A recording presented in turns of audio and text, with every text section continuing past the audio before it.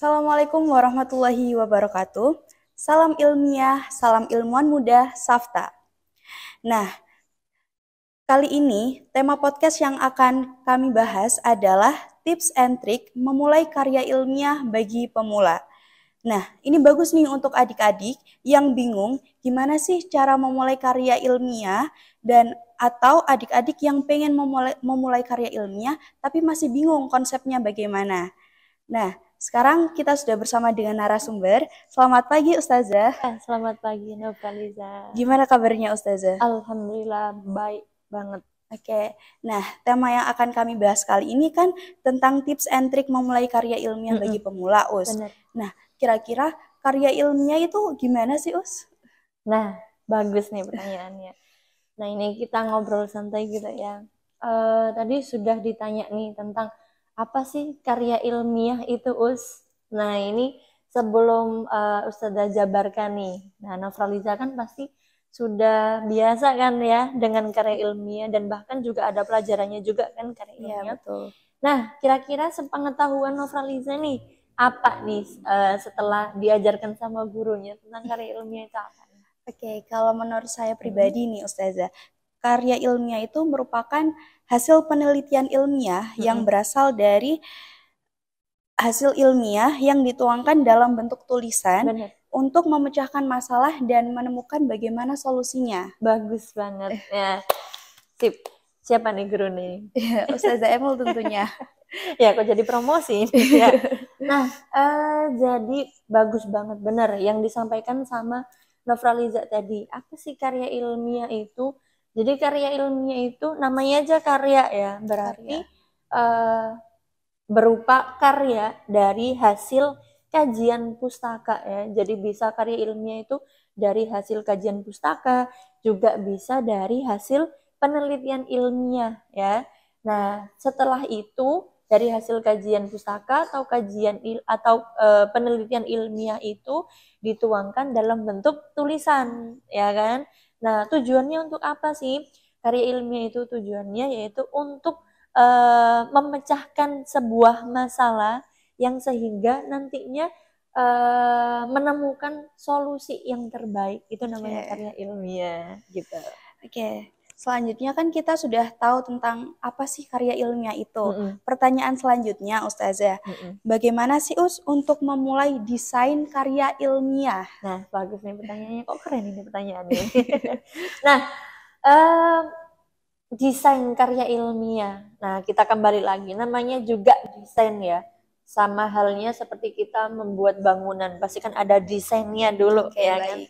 Berarti kalau desain itu adalah konsep ya kan. Gimana sih kira-kira membuat konsep atau desain karya ilmiah ya kan. Nah, yang pertama itu langkahnya adik-adik atau teman-teman bisa membuat atau mencari topik yang terbaik ya.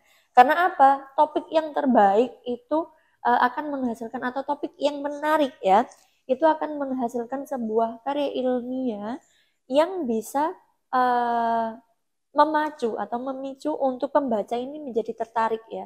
Tapi tertarik aja itu tidak cukup Nofraliza ya. Karena apa?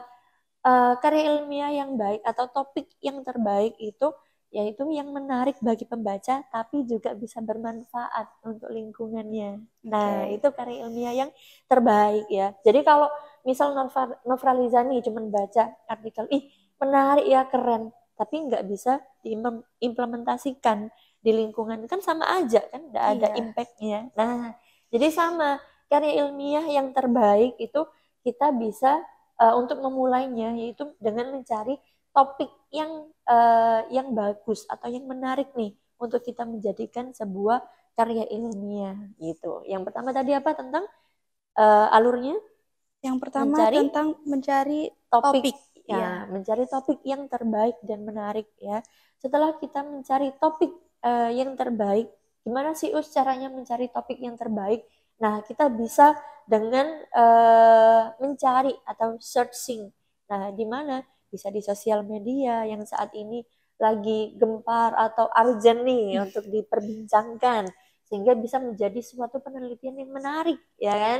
Nah, yang kedua juga bisa kita cari dari permasalahan di lingkungan saat ini nih yang mungkin bisa meresahkan warga ya kan. Selain warga juga diri kita sendiri ya kan. Nah, pasti kan kita juga ketika kita resah atau ketika kita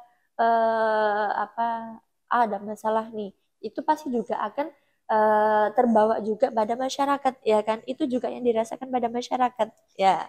Nah, jadi kita mencari permasalahan topiknya atau topiknya menariknya, kita bisa search dari lingkungan-lingkungan sekitar. Nah, dari permasalahan itu bisa kita jadikan nantinya sebuah topik penelitian yang akan kita lakukan atau tema besarnya kita nantinya apa.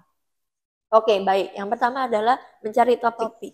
Kedua, setelah kita mencari topik nih, atau kita sudah mendapatkan topik ya, contohnya misal nih, Ustazah mau membuat topiknya tentang limbah, ya kan? Nah, kira-kira nih, limbah saat ini kan lagi gencar-gencarnya, dan itu permasalahan yang dari dulu banget nih, itu sampai sekarang belum bisa didapatkan solusinya. Nah, caranya gimana? Kita bisa memberikan aksi kecil tapi bisa berdampak besar, ya kan? Nah, dari limbah itu, nah kita sudah ambil topiknya limbah, misal kita ambil limbahnya perairan, ya kan? Limbah kan ada banyak nih, ada limbah atau udara, ya kan? Kemudian ada limbah perairan atau cair, kemudian ada limbah padat, ya kan? Nah, kita ambil misal contohnya limbah perairan. Nah, misal kita ambil topiknya tentang pencemaran limbah pada perairan di Surabaya, ya kan?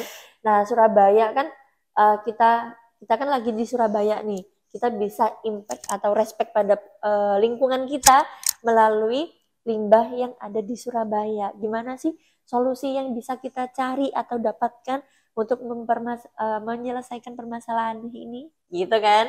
Nah, kira-kira kenapa kok urgentnya kita ambilnya limbah? Kira-kira kenapa limbah ini bisa banyak? Kenapa kira-kira? Faktornya kepadatan penduduk. Bagus. Kepadatan penduduk. Nah, semakin padatnya penduduk itu akan memuncakkan atau menambah nilai atau grafik pada sampah. Ya kan? Semakin banyak penduduk pasti banyak juga sampah yang dibuang. Benar nggak? Iya, benar kan? Nah, sehingga muncullah permasalahan, misal pembuangan sampah di sungai, pembuangan limbah pabrik, rumah sakit, ya kan, di sungai, atau limbah deterjen dari rumah tangga di sungai, sehingga sungainya bisa tercemar, ya kan. Akhirnya nanti bisa berdampak pada penyakit kulit, kemudian pencernaan dan lain-lain. Nah, itu kan sudah menjadi topik yang menarik nih untuk kita gali, ya kan, gampang kan.